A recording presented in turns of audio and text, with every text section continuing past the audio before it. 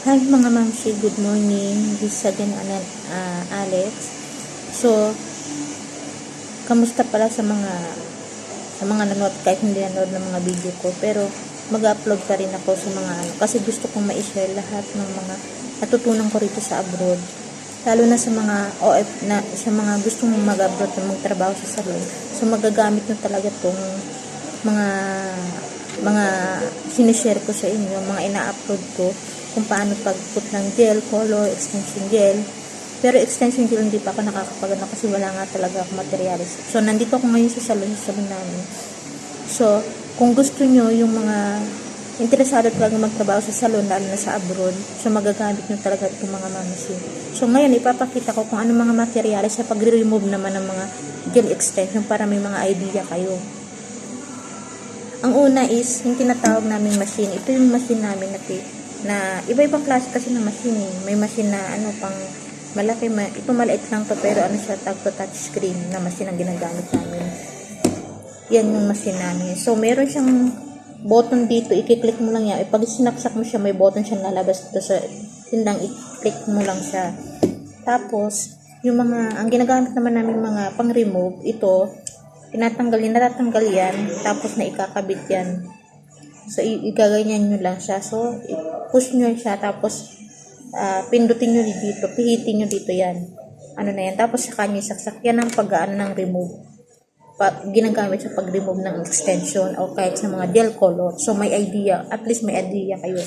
So, iba-ibang klaseng ginagamit namin. May ganito kaliit na shape siya parang square. So, ito naman para siyang bilog. And ito naman siya para siyang bilog yan. Ito naman bilog talaga siya sa mga gilid niyang ginagamit. Ito naman pang remove din ng gel para or kaya pang smooth siya sa may gilid-gilid. At ito naman yung pinakadulo ng, di ba, mga pinakadulo ng daliri natin din na abot. So yan siya. Yan siya. So magagamit yung lahat to. At least alam nyo, katulad lang din yan. Ito, tinatanggal namin yan dito. Tapos, ipinapasok namin yan dito. So, yun, pwede mo na siya magamit pang remove ng gel o kaya pang smooth ng gel. So, matututunan nyo yan step by step kung mag-aaral na kayo mag-extension. So, yan yung mga ginagamit namin mga tools na mga pang remove ng gel. So, yan yung mga yan. Iba-ibang klase. So, yung iba, meron pang pahaba. Maraming inano. Pero ito yung talagang may na ginagamit namin talaga. Ito talagang yung mga ginagamit namin. So, kung makakakita kayo ng mga ganito, so at least may idea na kahit kung paano paano siya dito sa machine na to. Tapos, kung mapapansin nyo, may machine din na ganito. Pakita ko sa inyo.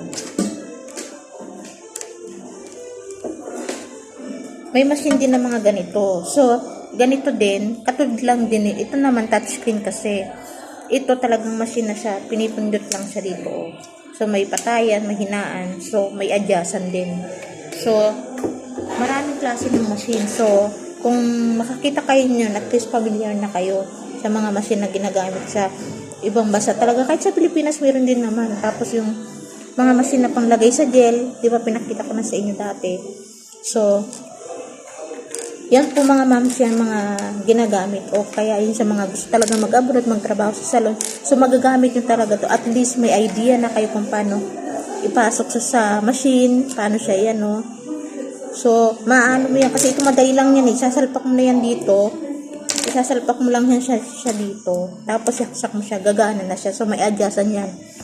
May adjustan siya. So malalaman nyo yung mga moms. So at least may mga na kayo. Tapos naman, ang ginagamit din namin sa mga pag ng mga is papel, sa mga extension, kung kayo interesado kayo, makakakita kayo ng mga ganito. So, malalaman din yun yan, paano ito paglagay, pero medyo siya mahirap. Pero kailangan, step by step, matututunan nyo rin siya. So, madali lang din naman siya kung talagang matagal na kayo nag-extension. Kasi, ito talagang pinakamahirap din. Talagang, mag-build ka talaga ng kuko. So, ang gel na ginagamit namin is ganito. So, kanin din siya. So, may iba-ibang klase kasi may malapad, pero ibang brand din, ibang pangalan. So, ito kanin